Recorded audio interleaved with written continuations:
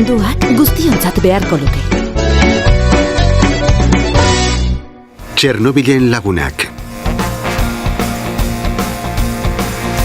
Udako egun zoragarria da. Ane Pirata eta Patakon txintokiko magalera joan dira, larraitzen dagoen parkean tirolinan ibiltzera. Bertan ezagutu dute Marta, Ukrainako neskatoa. Iufi! Ane, kontuz! Baina, zaltzoaz azkarregi! Hori azkarri iruditzen bazaizu ikusiko duzu nire txanda iristean. Baina nik ez dakitegan egiten. Tira, Patakon! Zu bezalako pirata zaharra, eta horrela beldurtuta? Ez pasara usartzen utziozu Martari salto egiten. Zu Martaren aita izango zara. Ez, ni kepa naiz. Marta, Ukrainakoa da. Ibanki izeneko gune batekoa. Uda gure etxean pasatzen.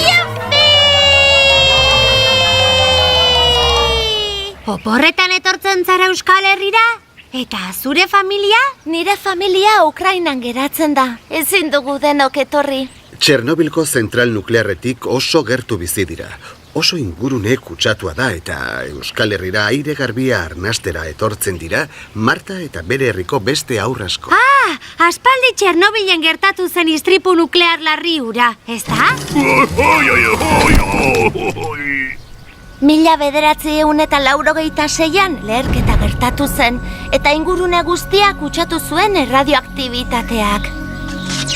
Gu askoz beranduago jaio ginen, baina kutsaduraren ondorioak sufritzen segitzen dugu. Lurra kutsatuta da. Bertako baratzetatik jaten dute, eta beraz kutsatzen jarraitzen dute. Udan Euskal Herrira etortzen gara, hango kutsaduratik ihes egin nahian. Ederki pasatzen dugu uda hemen, osasuntsu janez eta erradioaktibitatetik urrun. Osasun mundu erakundearen arabera, adin txikikoek kutsatutako eremuetatik kanpo pasatzen duten hilabete bakoitzeko, beren bizitza itxaropena 12-18 hilabete bitartean luzatzen da.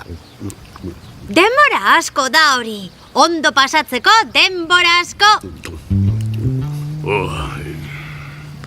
Azkenean gogoratu zarete nirekin. Zuek hitz eta pitz eta nik ia burua hautsi dut. Barkatu, Patakon. Oso gauza interesgarriak ari zitzaizkidan kontatzen, Kepa eta Marta. Ze pirata baldarra. Ura ondo dago, baina lehen jaten ari zineten galleta paketea non sartu duzuen? Hemen daude galleta guztiak. Patakon gaixoa. Kolpe hartuta eta gainerako seak bueltatuko da etxera. Marta berriz indartsu eta vitaminaz beteta itzuliko da bere galletak eta Patakonenak jan ondoren.